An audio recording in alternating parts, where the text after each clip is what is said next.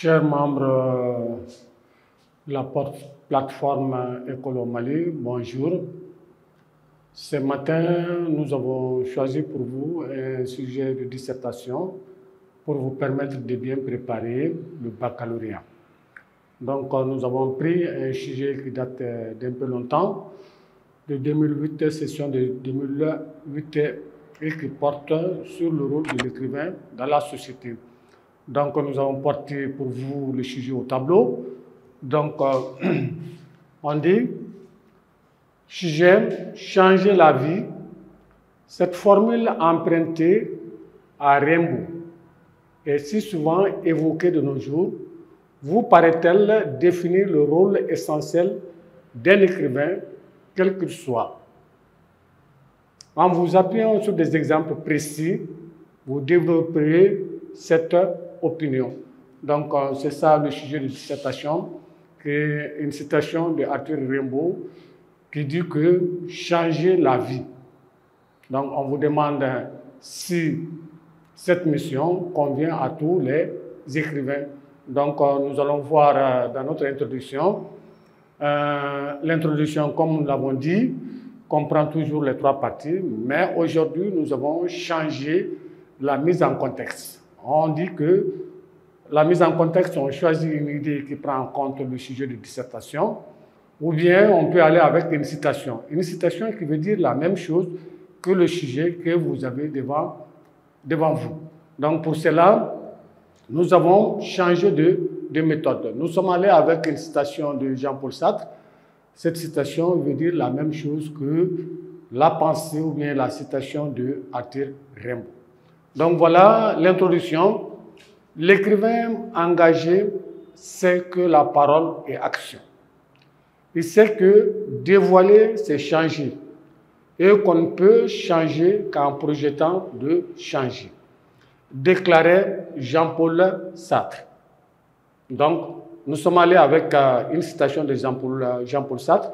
Cette citation correspond à la citation d'Arthur Rimbaud qui dit que changer la vie. Donc, pour cela, pour joindre les deux, cette position corrobore la pensée de Rimbaud. Changer la vie. Donc, ça c'est notre mise en contexte. Nous sommes allés cette fois-ci avec une citation. Donc, la reformulation du sujet. Donc, on dit, autrement dit, la mission de l'écrivain est de dénoncer les maux de la société en vue de l'améliorer. Donc, la mission de l'écrivain est de dénoncer les maux de la société en vue de l'améliorer. Donc, la troisième partie, on dit, dans quelle mesure peut-on soutenir que le rôle de l'écrivain est de changer le monde? Donc, ça c'est notre première question. Comme on dit que dans notre sujet, on dit que est-ce que cette pensée convient à tous les écrivains, quels qu'ils soient? Donc, on peut avoir une deuxième partie, c'est-à-dire la partie, l'antithèse. Donc, c'est pour cela que nous sommes allés avec cette question. L'engagement demeure-t-il la seule mission de l'écrivain? Donc, voilà pour vous l'introduction. Donc, pour vous permettre de bien comprendre l'introduction, nous avons pris une autre introduction, c'est-à-dire une autre citation qui veut dire la même chose que la citation d'Arthur Rimbaud. Donc, nous avons porté ça aussi pour vous, qui concerne la littérature. On dit la littérature empêche l'homme d'être indifférent aux hommes, déclarait Eugène de Ionesco. C'est-à-dire, l'écrivain en tant qu'être humain ne peut en aucun cas ignorer les problèmes des humains. C'est cette position que semble défendre Arthur Rimbaud lorsqu'il se tient en ce terme. Donc ici aussi, cette citation d'Eugène Ionesco correspond très bien avec la citation de Arthur Rimbaud. Donc pour nous résumer, nous disons que pour la mise en contexte, on peut aller avec une citation, souvent une boutade, ou bien on prend une idée qui prend en compte le sujet de dissertation. Donc ce matin, on a choisi des citations qui veulent dire la même chose que la citation de Arthur Rimbaud. Donc voilà pour vous l'introduction. Donc nous allons passer au développement. Après l'introduction, nous allons passer au développement. Dans le développement, il s'agit de montrer le rôle de l'écrivain dans la société. Quand on dit écrivain, il s'agit de romanciers. Par exemple, on peut prendre des romans. Le roman avant l'indépendance, Mongo Betty, on peut prendre ça. Même dans la société malienne, on peut prendre Sédou Badian aussi. On peut prendre beaucoup de romans. Donc, c'est un romancier, c'est un écrivain. On peut prendre des poètes. Par exemple, toute la poésie négro-africaine, c'est une poésie de lutte. C'est une arme pour combattre les maux de la société, surtout de la société africaine. Donc, on peut prendre des poèmes. On peut prendre aussi des pièces de théâtre. Ces pièces de théâtre, comme nous l'avons vu, sa fonction aussi est de critiquer les problèmes de faire voir les problèmes de la société. Donc, on peut prendre des pièces de théâtre. On peut prendre aussi même des genres comme l'épopée, le conte, qui essaie de moraliser les hommes. Donc, on peut prendre, quand on dit écrivain, on peut prendre tout ça. Donc, pour vous permettre de comprendre, on a pris pour vous quelques œuvres pour vous montrer le rôle du poète, de l'écrivain dans la société. Pour cela, on a pris Cahier des retours au pays natal d'Aimé Césaire. Dans ce cahier, on sait que Aimé Césaire, Fustus quoi, dénonce les Antillais qui ne font que boire. Donc, des Antillais qui ne savent pas faire foule. Donc, c'est pour pousser les Antillais à voir la réalité en face. Donc, de réveiller les consciences endormies. Ensuite, on a pris un autre poète africain, Léon Gondra Damas, dans son fameux poème Hockey, dénonce l'acculturation, c'est-à-dire des Noirs qui sont victimes de l'acculturation. On sait que le blanc, l'Occident, voulait imposer sa culture, veut imposer sa culture sur le noir. Donc, il dénonce ça dans son fameux poème OK. Ensuite, on a pris une pièce de théâtre d'Aimé Césaire, toujours d'Aimé Césaire, La tragédie du roi Christophe. Dans cette pièce, Aimé Césaire dénonce quoi? Dénonce la tyrannie. C'est-à-dire, comme nous le savons très bien, en Afrique, il y a eu beaucoup de pouvoirs dictatoriaux. Donc, les nègres ont été victimes de ces pouvoirs. Ensuite, on a pris un poète français du nom de Paul Éluard qui montre dans son poème les affres de la guerre. Donc, pour vous permettre de bien comprendre, on a porté ces quelques exemples au tableau. On dit qu'une littérature est engagée lorsque l'écrivain manifeste dans ses œuvres une prise de position et dénonce ce qu'il considère comme étant les maux de la société.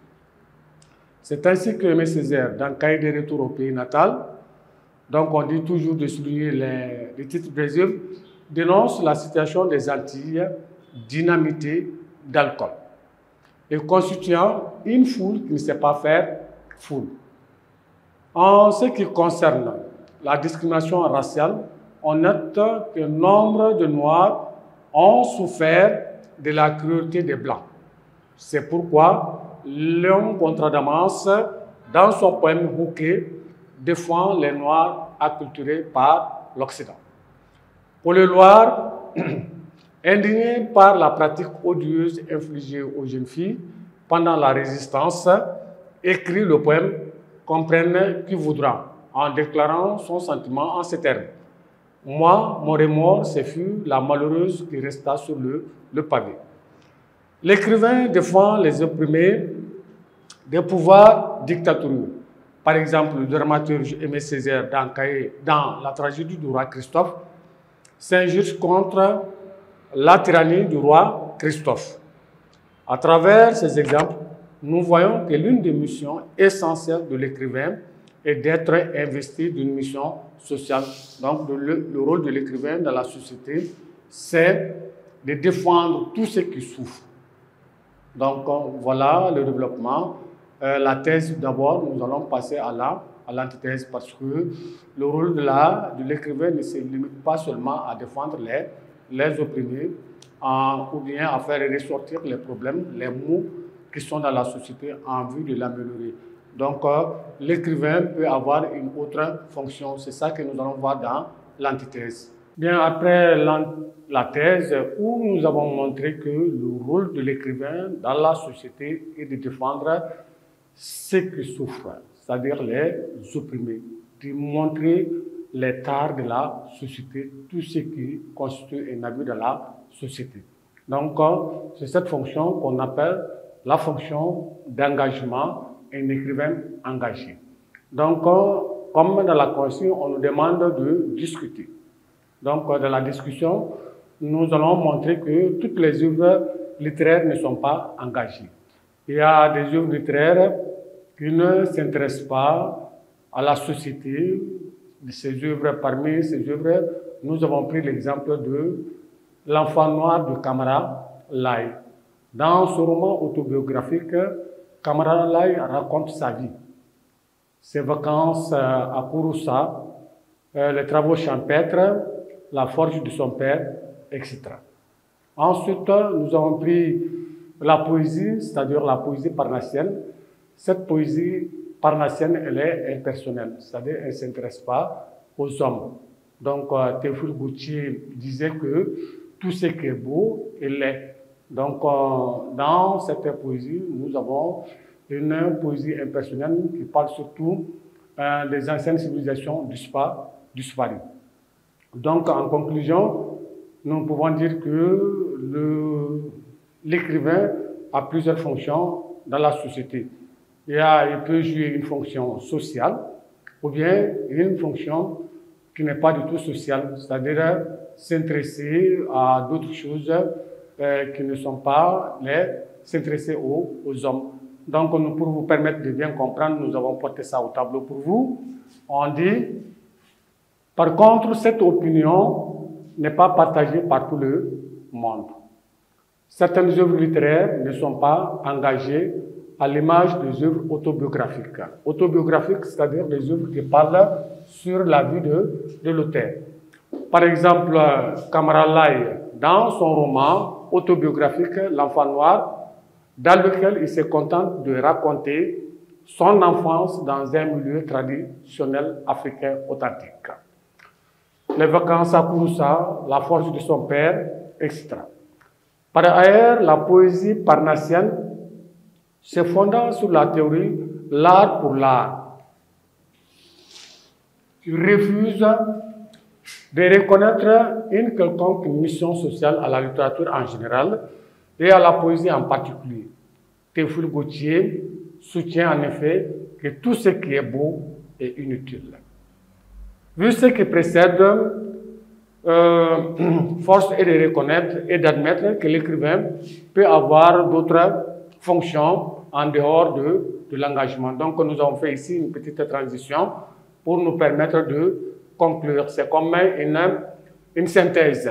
C'est une synthèse comme ça. Donc en conclusion, on peut dire à la lumière de notre analyse, nous pouvons affirmer qu'il appartient à l'écrivain lui-même, selon ses sources d'inspiration, de s'intéresser ou non aux problèmes qui minent la société. L'idéal sera que l'écrivain joue sa partition.